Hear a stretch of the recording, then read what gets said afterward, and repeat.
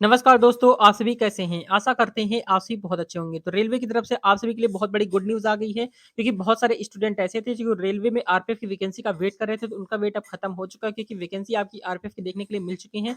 तो आज हम बात करने वाले हैं रेलवे आरपीएफ की वैकेंसीज़ के बारे में कि आपकी आरपीएफ की वैकेंसी जो है आपका ऑफिशियल नोटिफिकेशन आपका जारी कर दिया गया है। तो डिटेल्स में आज जानकारी देने वाले हैं कि इसमें क्या क्वालिफिकेशन होने वाली है, सिलेक्शन प्रोसेस क्या होने वाला है, डिटेल्स में जानकारी देने वाले हैं। और बहुत सारे स्टूडेंट ऐसे पूछते हैं कि सर इसमें सैलरी कितनी होने वाली है? तो संपूर्ण जानकारी मिलने वाली है, तो पूरी वीडियो को एंड तक जरूर देखेंगे। स्टेप बाय स्टेप यहाँ पर डिटेल्स में जानकारी देने वाले हैं। सबसे पहले यहाँ पर हम देखेंगे आरपीएफ नोटिफिकेशन 2024 का ओवरव्यू आपका यहाँ पर हम कंप्लीट यहाँ पर आपको बताने वाले हैं। तो यहाँ पर स्टेप बाय स्टेप यहाँ पर डिटेल्स में बताएंगे।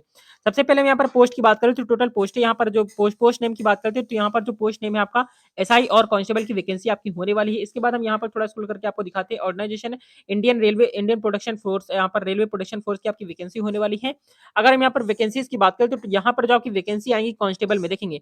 अगर कांस्टेबल की वैकेंसी की बात करें की जाए तो यहाँ पर 4208 पोस्टें होने वाली है और सब इंस्पेक्टर की बात करें तो यहाँ पर 452 टोटल पोस्टें होने वाली हैं। टोटल वैकेंसीज की बात करें तो 4660 पोस्टें होने वाली हैं। अगर हम यहाँ पर बात करें सिलेक्शन प्रोसेस की, तो सिलेक्शन प्रोसेस आपका सबसे पहले आपका सीबीटी होगा, यानी कंप्यूटर बेस्ड टेस्ट होता है। इसके बाद पीटी होता है, यानी फिजिकल एलिजिबिलिटी टेस्ट होता है। इसके बाद यहाँ पर पीएसटी होता है, फिजिकल फिजिकल स्टैंडर्ड टेस्ट होता है। तो ये आपके 3 टेस्ट के बाद यहाँ पर आपका क्लियर सिलेक्शन कंप्लीट होता है, हो पाता है। ठीक है। इसके बाद हम यहाँ पर बात करते हैं एप्लीकेशन फीस की। एप्लीकेशन फीस अगर हम यहाँ पर बात करें तो एप्लीकेशन जो आपकी फीस होने वाली है 15 अप्रैल से लेकर 14 मई, 15 अप्रैल से 14 मई 2018 2000 15 मई 2000 15 अप्रैल से लेकर 14 मई 2024 तक यहाँ पर आपकी होने वाली है, यानी 1 महीने तक आप इसके फॉर्म को अप्लाई कर पाएंगे। तो बहुत अच्छी वैकेंसी, आप इसके फॉर्म को जरूर अप्लाई कर पाएंगे। ठीक है। अब यहाँ पर हम बात करते हैं, सबसे पहले हम यहाँ पर बात करते हैं ऑफिशियल, यहाँ पर लिंक वगैरह यहाँ पर सारी चीजें आपकी ऑलरेडी दी गई हैं। आपकी ऑफिशियल यहाँ पर देखिए ऑफिशियल वेबसाइट आपकी दी गई है, यहाँ पर इंडियन रेलवे, यहाँ पर देखेंगे rpf.indianrailways.government.in पर जाकर यहाँ पर इस वेबसाइट पर जाकर आप फॉर्म को अप्लाई कर पाएंगे। ठीक है।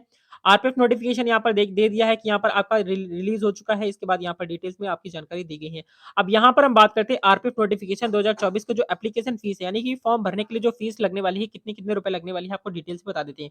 अगर आप जनरल कैटेगरी से बिलोंग करते हैं या ओबीसी कैटेगरी से बिलोंग करते हैं तो यहाँ पर आपकी ₹500 फीस लगने वाली है। वहीं पर अगर आप फीमेल है और यहाँ पर ईडब्ल्यूएस कैटेगरी से आते हैं तो आपकी ₹250 यहाँ पर आपकी टोटल फीस लगने वाली है। अगर वहीं पर आप एससी कैटेगरी और एसटी कैटेगरी से बिलोंग करते हैं तो यहाँ पर ₹250 आपकी टोटल फीस लगने वाली है। ठीक है। पेमेंट मोड की बात की जाए तो पेमेंट मोड यहाँ पर आप देखेंगे आप किसी भी तरीके से पेमेंट कर सकते हैं। आप यहाँ पर online by credit card, debit card, net banking किसी भी माध्यम से आप इसको पेमेंट को कर पाएंगे। ठीक है।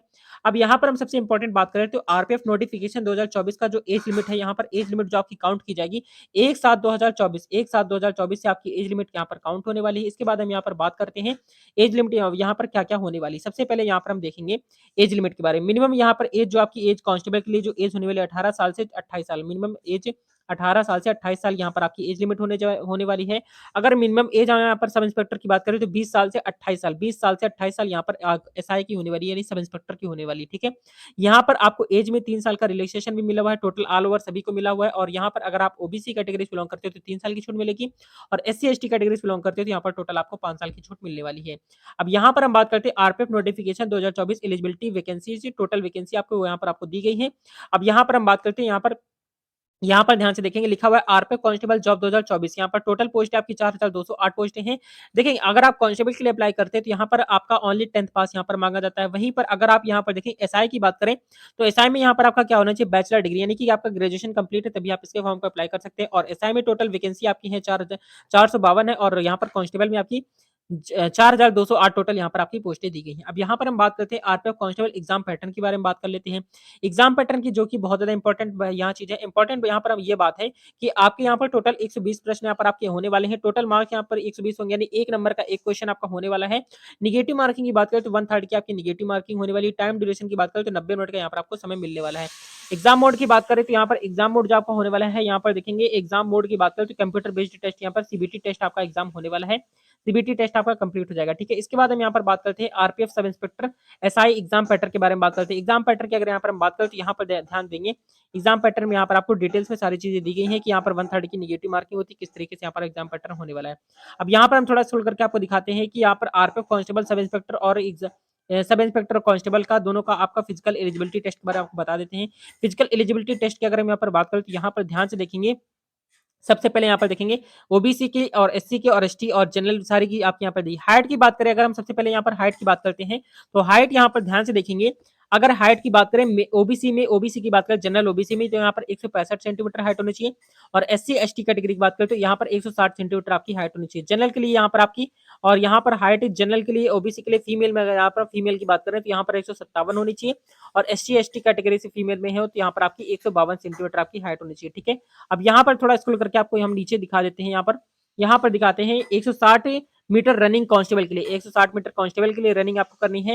ये आपको मेल कैंडिडेट के लिए है, ओनली मेल कैंडिडेट में यहाँ पर आप ध्यान से देखेंगे 5 मिनट 45 सेकंड में यहाँ पर आपको मारनी होती है। यहाँ पर 1600 मीटर रनिंग अगर आप जनरल कैटेगरी से ओबीसी कैटेगरी से बिलोंग करते हैं और एससी एसटी कैटेगरी से बिलोंग करते हैं तो यहाँ पर 5 मिनट 45 सेकंड यहाँ पर भी आपको मिलने वाली है। ठीक है, ये आपका सेम रहने वाला है। इसके बाद हम यहाँ पर देखेंगे 1600 मीटर रनिंग जो है, 1600 मीटर रनिंग यहाँ पर आपको रनिंग करनी सब इंस्पेक्टर के लिए। आपको यहाँ पर 1600 मीटर यहाँ पर और फीमेल के लिए कोई भी नहीं है यहाँ पर 1600 मीटर वाली। ठीक है, यहाँ पर 6 मिनट 30 सेकंड यहाँ पर मिलने वाले हैं आपको रनिंग के लिए। अब यहाँ पर हम थोड़ा सा स्क्रॉल करके आपको ये भी दिखा देते हैं कि यहाँ पर 800 मीटर रनिंग कांस्टेबल के लिए, यहाँ पर 800 मीटर वाली आपको मेल को नहीं करनी, फीमेल को करनी है। फीमेल में देखेंगे यहाँ पर आपको 4 मिनट का समय मिलने वाला है 800 मीटर रनिंग कांस्टेबल के लिए। और अगर हम यहाँ पर बात करें कि यहाँ पर एसआई के लिए मिलने वाला है 4 मिनट और कांस्टेबल की अगर यहाँ पर हम बात करें 800 मीटर रनिंग मारनी है फीमेल को, यहाँ पर 3 मिनट 40 सेकंड के अंदर यहाँ पर आपको क्लियर करनी है। ठीक है, यहाँ पर आप देख लेंगे। इसके बाद लॉन्ग जंप की हम बात कर लेते हैं। लॉन्ग जंप यहाँ पर क्या क्या होने वाली है। लॉन्ग जंप की अगर यहाँ पर हम सब लॉन्ग जंप की सब इंस्पेक्टर की बात करें तो यहाँ पर ध्यान से देखेंगे, आप मेल कैंडिडेट हो तो यहाँ पर आपकी जो होने वाली है लॉन्ग जंप यानी लंबी कूद जो मारनी है 12 फीट की मारनी और फीमेल है तो यहाँ पर आपको 9 फीट की क्लियर करनी होगी। ठीक है, इसके बाद हम यहाँ पर बात करते हैं, लॉन्ग जंप कांस्टेबल के लिए कितनी होने वाली। लॉन्ग जंप की अगर हम कांस्टेबल की बात करें तो यहाँ पर आपको 14 फीट करनी होती है और अगर फीमेल है तो यहाँ पर 9 फीट यहाँ पर आपको करनी होती है लॉन्ग लॉन्ग जंप, यानी कि क्या लॉन्ग जंप यहाँ पर आपको करनी होती है कांस्टेबल के लिए। अब यहाँ पर हम बात करते हैं हाई जंप, बात करते हैं हाई जंप की सब इंस्पेक्टर के लिए। अगर हम हाई जंप की बात करें तो यहाँ पर अगर मेल कैंडिडेट है तो यहाँ पर 3 फीट 9 इंच करनी होती है और फीमेल है यहाँ पर तो 3 फीट ही करनी होती है ओनली।